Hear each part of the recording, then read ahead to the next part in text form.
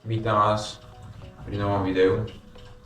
Toto video je taký chill video, kde si vás odpovieme na vaše otázky, ktoré som vám dal pred nejakým časom na Instagram.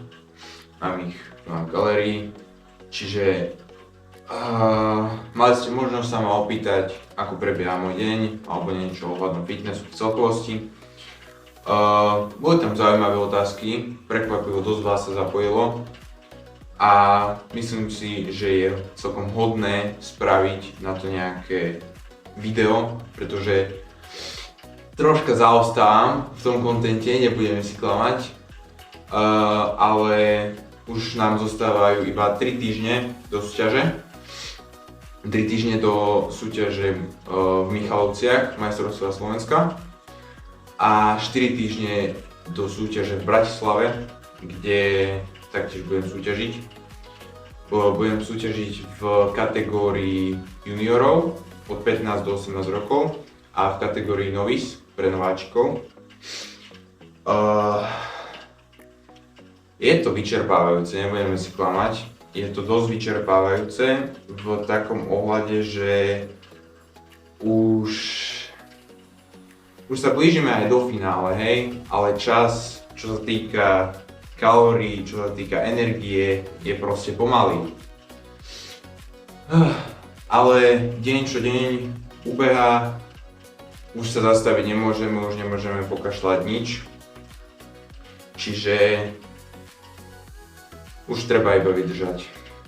A verím tomu, že potom, po súťaži, po oboch samozrejme, si vieme spraviť nejaký lepší rozvrh kontentu, nejaké zaujímavejšie videá, čo sa týka cestovania alebo fitnessu v celkovosti. Pretože, povedzme si úprimne, toto je veľmi náročné na psychiku a úprimne ja nemám ani náladu veľmi natáčať videá, natáčať nejaký špeciálny content alebo cvičenie. Ledva mám energiu vstať z postele a ísť robiť to kardio. Dneska je 2.5. 17:15, čiže už toto je taký neskorší čas, kedy som sa rozhodol, že spravím toto video. A dúfam, že aspoň toto video si užijete trošku a že som stále aktívny, nezabudol som na YouTube, stále sa tomu budem venovať. A zo súťaže tiež dúfam, že sa mi podarí nejaký zostrih, nejaké pekné zábery alebo pri najlepšom aspoň fotky na Instagram. Môžete hodiť follow, by the way.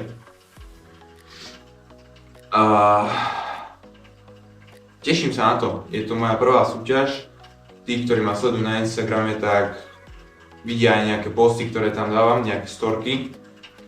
Pretože Instagram je taký bližšie k srdiečku, hej. Je to len ťukanie do telefónu. Nemusím na to pripravovať nejakú špeciálnu techniku alebo audio. Audio na tomto videu bude troška horšie, pretože nemám svoje mikrofóny pôvodné. Točím to na GoPročku, čo nie je asi ten najlepší nápad, ale stále lepšie ako nič.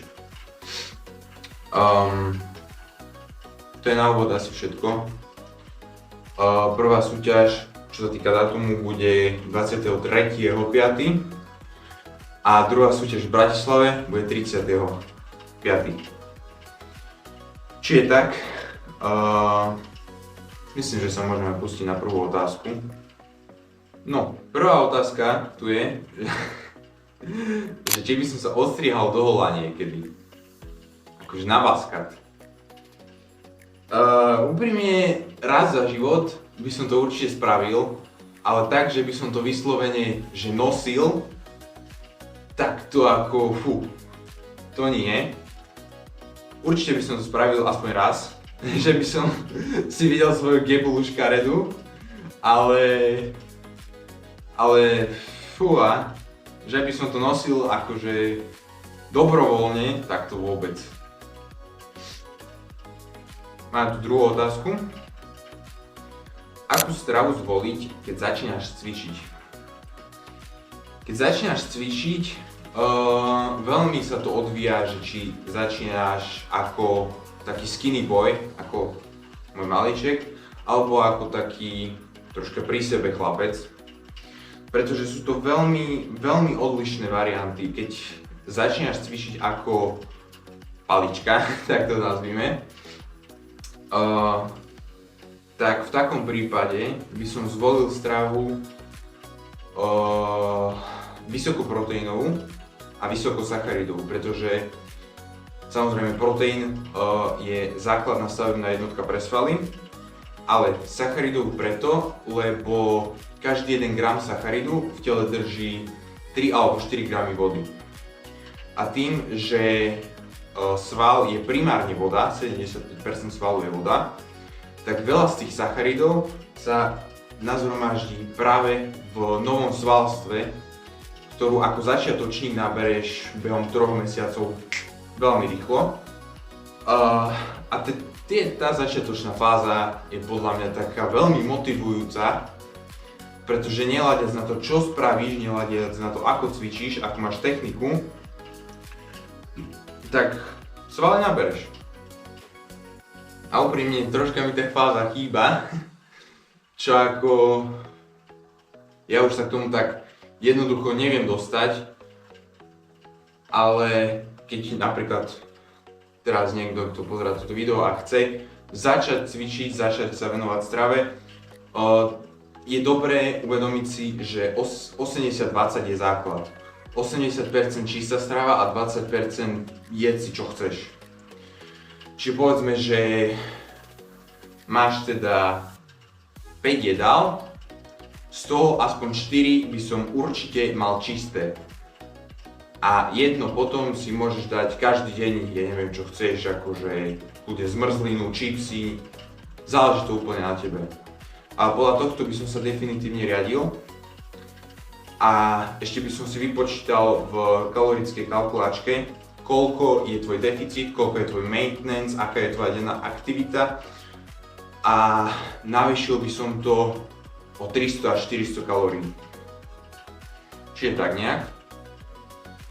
A baseline, snaž sa cvičiť aspoň 4 krát do týždňa. Myslím si, že keď si začiatočník ani viacej nemusíš. 4 krát do týždňa ti to bude určite stačiť, aby si stihal regenerovať a samozrejme rásť, pretože tvoje svaly musia prvo narásť, aby vedeli pracovať. Hej. Potom je tu tá opačná varianta, kedy ideš cvičiť, ale si trošku pri sebe, hej, máš nejaké to kilečko navyše.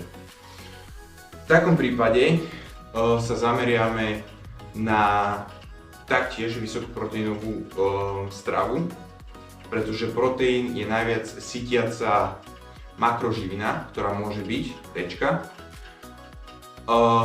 Tiež by som sa zameral, veľa ľudí možno nebude súhlasiť, ale na tuky, pretože zdravé tuky ako omega-3, rybí tuk alebo v chia semienkach napríklad, alebo ja neviem, ešte veľa príkladov je, majú v sebe vitamíny. Vitamíny tvoje telo potrebuje, aby ostalo v správnej symbióze a úplne si ťa to nezrujnovalo, hej. To je základ, by som povedal, hej, a nižšie sacharidy, pretože tvoje telo má tukové zásoby. Keď znížiš sacharid, tak tvoje telo prejde do tukového spaľovania. Čo je to? Presne to, kde sa chceme dostať. Zdravé tuky tvoje telo využije. Ale keď sú to tuky ako telesný tuk, tak to využije na tvoju energiu. Svaly už budú rásť, ani nie rásť, ale budú sa udržiavať na základe toho proteínu, ktorý máš nastavený. Čiže tak. Nejako by som to ani neurýchloval. Pre začiatok by som určite odporúčil brať nejaký ten kreatín, pretože to je hlavná vec, ktorá drží vo svalstve vodu a je to voda vo svaloch. Ak máš vodu vo svaloch, sval bude lepšie pracovať, bude mať väčšiu energiu na to, aby tvoj tuk spaloval.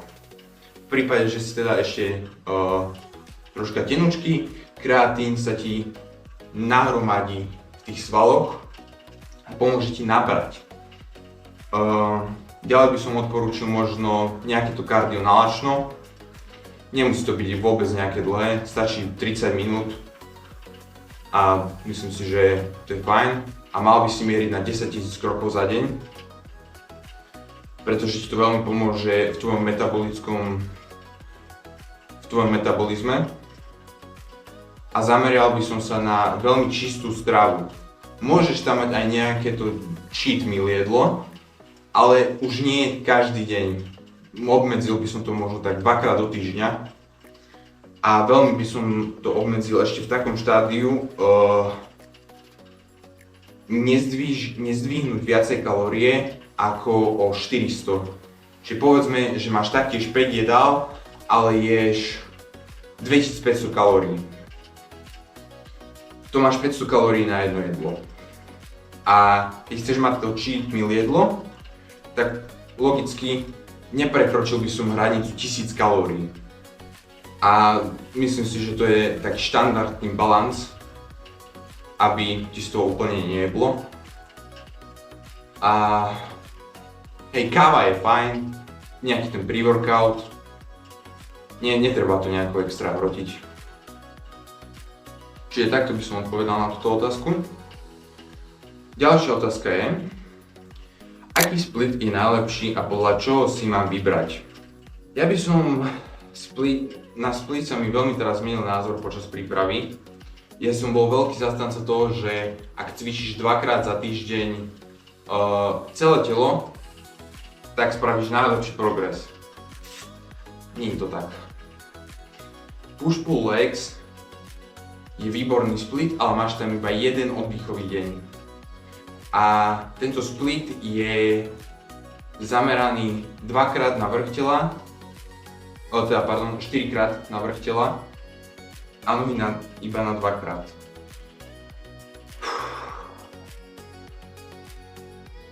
Je to najviac populárny split, je to výborný split, ak nechceš robiť kardio, ale ja som tento split robil, ale ako náhle som ho prestal robiť a presunul som sa na nejaký iný, tak sa mi zdalo, že v zrkadle som proste ochabol.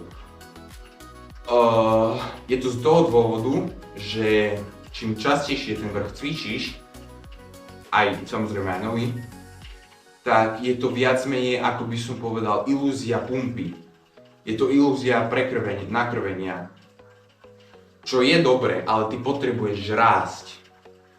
Nemôžeš sa spoliehať na to, že porastieš zo 6-krát cvičenia za deň, za týždeň. Potrebuješ si oddychnúť a tvoje telo musí načerpať tie živiny, ktoré potrebuje, aby zvýšili ten objem vo svale, hej. Čiže split by som zvolil tak, že keď cvičíš 4-krát, 3-krát, 5-krát do týždňa, je to fajn. Už 5-krát je také, že treba si dávať pozor. 4-krát podľa mňa topka. A keď cvičíš 4-krát, tak tam už by som cvičil viac menej full body tréningy. Pretože 4-krát do týždňa full body tréningy je paráda. Tam nemám čo. Len taktiež treba zvoliť správnu variáciu cvikov, aby ste všetko odcvičili tak, ako máte.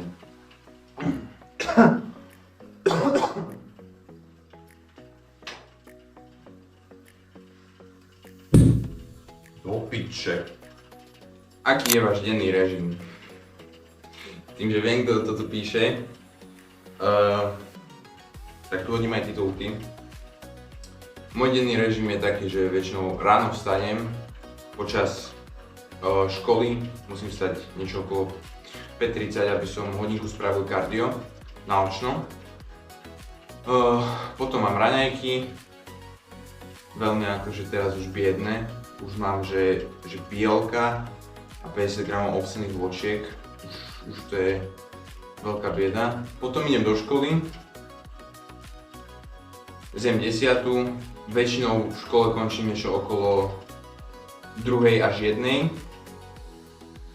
A hneď na to idem do fitka, čo je obrovský zabijak, ale tak nič, čo by sa nedalo vydržať. Potom idem domov, samozrejme treba anabolické okno, kopnúť do seba nejaký ten shaker a sústredím sa už primárne iba na ten oddych, aby som vedel správne regenerovať a nevykúsal si ty kokos tepnú, pretože už hlad, aj nervozita, aj stres stúpa, ale už si hovorím, že dní sa odškrtávajú pomaly, ale isto, čiže tak nejak. Aké cviky na chrbát odporúčaš, ak nemám prístup k kladke? Veľmi jednoduché, nehrotil by som to nejako. Chrbát sa hlavne delí na horizontálny príťah a vertikálny príťah. Samozrejme, keď nemáš prístup ku vertikálnej kladke, tak je fajn robiť nejaké akože príťahy, po prípade mať nejaký stroj, hej, rovovací. Aj keď je to ten horizontálny, ale je to ten vrchný chrbát. No v takom prípade by som určite zvolil variáciu jednoručiek a veľkej tyče. A na lavičku oprieť sa a príťahy. Hop, hop. Ďalej, to isté by som spravil aj s normálnou veľkou tyčou, ale na podhmat, aby sme sa sústredili na ten spodný latissimus a ťahali ho ku spodku brucha. Čo ešte také by sa dalo? Hej, tie príťahy nie sú zlé. Tie sú veľmi dobré. Ďalej môže byť klasika, jednoručkový príťah.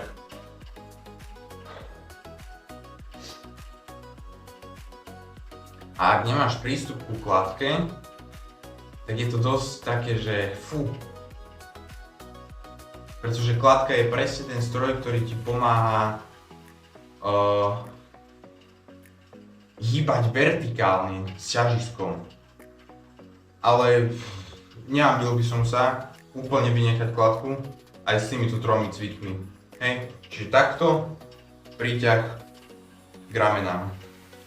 Ďalej, takto, atakuješ ten stredný chrbát a podhmat spodný latissimus.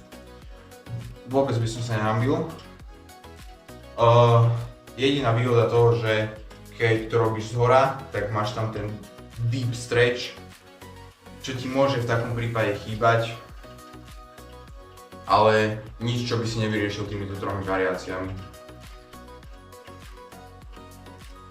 Aký mám názor na science-based lifting?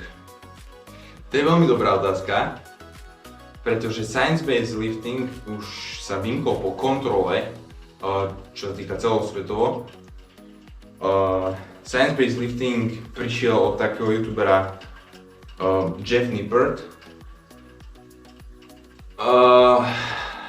Nie som si istý, či práve od neho, pretože je tu viacej ľudí, ktorí taký ten content science-based lifting tvorilo. A povedal by som, že Jeff Nippert je hlavne taký ten stredný pilier, čo sa týka science-based liftingu.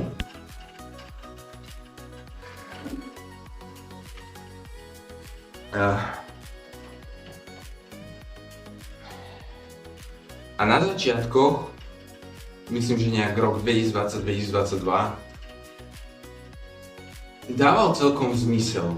Fakt akože pre začiatočníkov on bol alfa omega, ale už sa to začalo vymýkať kontrole s tým, že začal tvoriť až dobre prepracovaný content, ktorý ti úplne vymyl mozog, pretože to bolo tak dobre prepracované, ale nemalo to pointu. Jeden z takých úžasných príkladov to je jeho video o tom, ako mať väčšie ramená, čo ako musel som si ho pozrieť 3-krát a na 3-krát som pochopil, že hopa, toto niečo nehrá.